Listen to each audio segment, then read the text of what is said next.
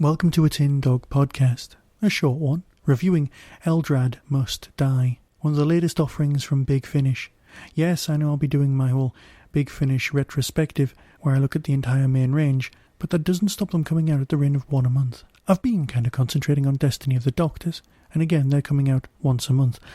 But this story was just brilliant, and I couldn't not talk about it. By far the best thing in this story is the phrase Quartzberg, something that'll stay with me for a while. Decent imagery, particularly good acting from the entire cast, and when I was growing up, this was the TARDIS team that I liked. In all honesty, I was actually a bit of an Adric fan as well, so that was fine, and I know that kind of will put a lot of people's hackles up, but that's fair enough. So, Eldrad Must Die. One of the things about Big Finish is that the 5th Doctor, and indeed the 6th Doctor, seem to be tidying up after the 4th Doctor and the 3rd. The Axons returned and the 6th Doctor had to sort that out. The 5th Doctor's had a handful of stories where he's dealt with enemies that just weren't quite dealt with completely in the TV series.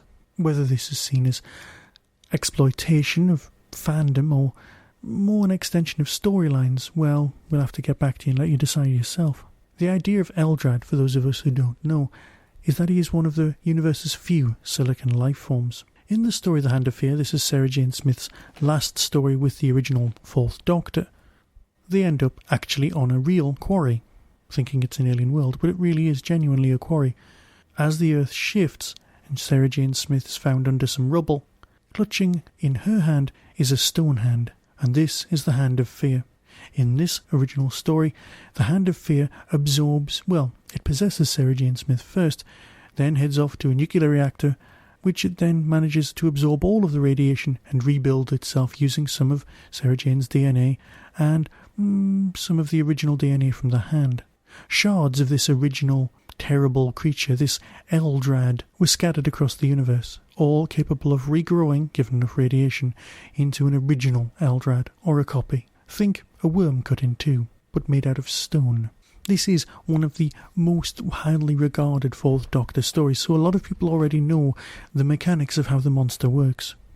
And so we get a retro feeling, because in this story, conversely in the original story, Sarah Jane Smith was wandering around shouting, "Eldrad must live." We've got a different stone person, somebody who's a bounty hunter, trying to take out Eldrad. Whether they're getting used or there's all sorts of machinations going on, and that doesn't really come into it. That's for you to listen to and discover for yourself.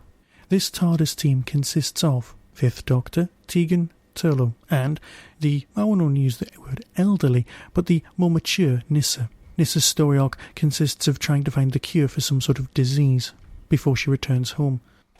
I'm quite enjoying the older, more mature, more interesting Nyssa. But by far the star of this particular story, the one who's given the chance to shine, is Turlough.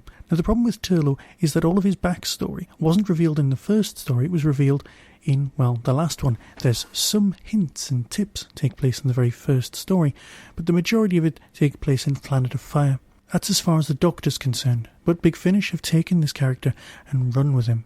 They've given him a much more expanded military background. Flashbacks that we as the audience are privy to. Again, more of it's here. The love of his life, mentioned in other Big Finishes, comes up in the background, but it doesn't intrude on the plot. We get to find out more about the intriguing goings-on at the school where the Brigadier taught maths.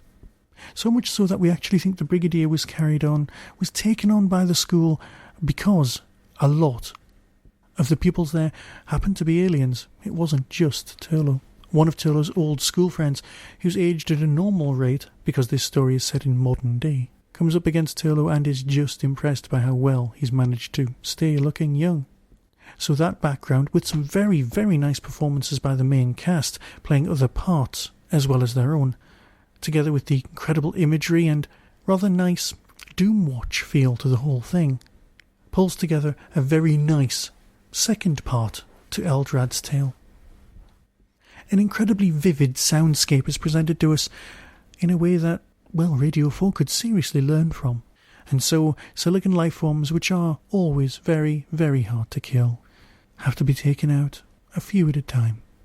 People start growing crystals left, right and centre, and radiation dumps, well, they're just a big feeding ground, aren't they? So this story, a definite thumbs up. More of the same, please, because for a lot of people out there, the Fifth Doctor really was their doctor. So until next time, be seeing you.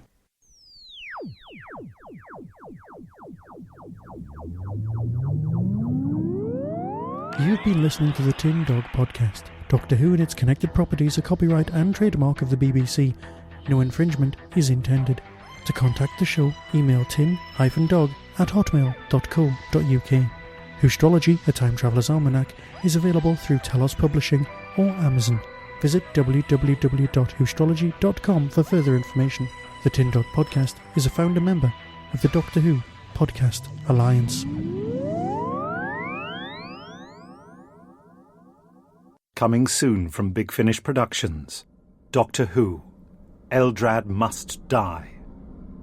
Here lies Eldrad. Mayday! Mayday! Mayday! This is icebreaker Alexander! Alexander! Mayday! Mayday! I wanted a boat out to the island. You'll be lucky. I am in 1,000 worlds. Boats go down round here. I cracked in frozen waters.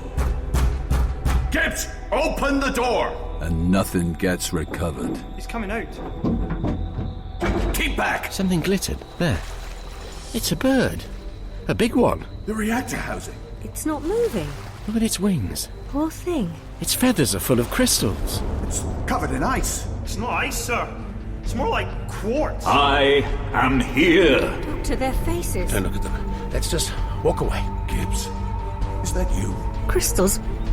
Over their faces like masks. Eldrad must... The contamination has spread to humans. Don't look at their eyes. Keep going. It's eyes, sir. They're glowing. Am Eldrad.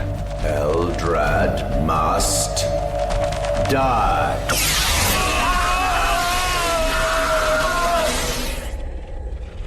Subscribers get more at bigfinish.com.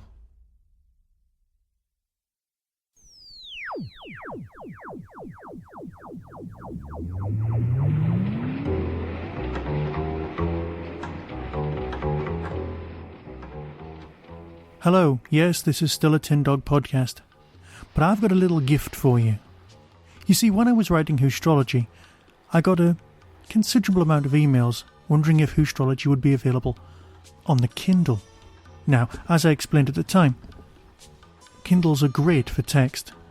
They're not particularly brilliant when it comes to imagery and formatting. And anyone who owns the Whostrology knows that formatting is a major part of it. That's not to say we've abandoned the project completely. However, it did get me thinking. I have written a variety of other things. So, slowly, I'll be uploading my short stories and my plays onto the Amazon Kindle store. This week, from the 20th of May to the 25th of May 2013, you can download Get Angela Carter absolutely free. All I ask is that you leave a review on the Kindle page. There is a link directly to the play on the Tin Dog Podcast homepage. But what's it all about? Well, anyone who's familiar with the 1970s gangster movie set in Newcastle, Get Carter, has a pretty good idea of the background. Angela Carter's work, feminist theory, fairy tales, werewolves, and general gender politics definitely come into play. I've morphed the two into a comedy that I submitted to Radio 4. Here it is, one 45-minute audio play. Get Angela Carter. Enjoy.